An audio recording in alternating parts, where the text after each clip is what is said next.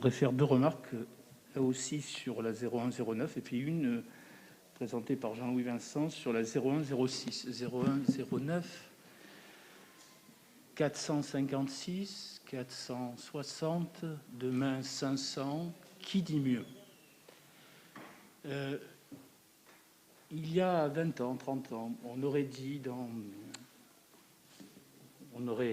imaginé dans de nombreuses assemblées politiques que nous serions à l'ère du Big Brother, personne nous aurait cru.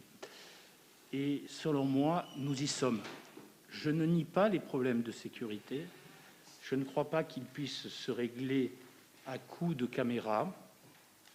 Et je pense qu'il y a par ailleurs deux conséquences négatives de cette politique. La première, c'est l'éloignement entre le citoyen et le respect de la loi et sa compréhension, et d'une certaine manière le lien aussi avec ceux qui sont chargés, celles et ceux qui sont chargés d'appliquer la loi. Donc il y a cet éloignement qui est souvent vécu comme une forme de déshumanisation et d'injustice. Donc voilà ce que je vois. Et la deuxième chose que je veux dire comme conséquence négative, mais cette conséquence est aussi à l'origine de tout cela, c'est que derrière la question de la sécurité, qui apparemment est une question tellement essentielle qu'on se focalise dessus jusqu'à plus soif, en fait, il y a beaucoup de business. C'est un marché, la sécurité, comme dans nos sociétés, tout est un marché. Alors, si je suis polémique, c'est un business politique pour certains. Et de ce côté-là, votre famille politique, courant après l'extrême droite, va en user et en abuser jusqu'à la fin de la campagne électorale. Et je trouve ça totalement consternant et déplorable. Mais ça, c'est une prise de position politique de ma part. Mais le business, il est aussi en termes de marché, d'argent. C'est un business, tout cela. Il y a beaucoup d'acteurs et il y a beaucoup de prestataires privés que l'on va retrouver dans ce type de démarche. Et je tiens à dire à tout citoyen éclairé que les problèmes de sécurité, c'est aussi ce que certains agents qui veulent en tirer des profits en font, et la manière dont ils vous présentent les choses et les solutions qu'ils y apportent.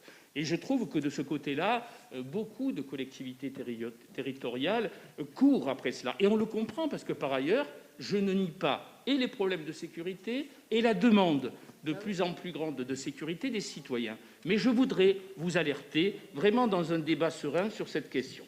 Ceci posé sur la 106, juste vous dire qu'on va le voter, mais faire une remarque. On sera vigilant sur cet accord-cadre et sa réalisation. On espère qu'il y aura beaucoup de soumissionnaires et que tout sera fait en transparence et dans les règles de l'art. Voilà ce que je voulais dire sur le 106. Merci. Bon, il n'y a pas de questions sur le 106 ? Bon.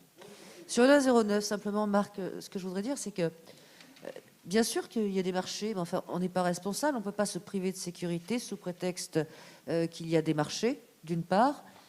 Et puis ensuite, hier matin, avec Salah Kouyel et Sylvain Dijon, nous sommes allés sur les commerces du Défend pour rencontrer les commerçants, dont certains se sont fait agresser extrêmement gravement. Et évidemment, leur demande a été de mettre des caméras sur les points de livraison, de façon à pouvoir être sécurisés à ce moment-là. Donc oui, la technologie moderne fait qu'il y a des moyens de sécurité, mais je pense que tout est une question de dosage, de mesure et de pertinence sur les lieux où effectivement on installe ces caméras. Lorsqu'on est face à la décharge du Réaltor, il est évident qu'il est important qu'il y ait des caméras. Même si ensuite la justice peut être surchargée ou les services de police nationale, néanmoins on peut retrouver des immatriculations de camions. Donc il y a une utilité qu'on ne peut pas négliger.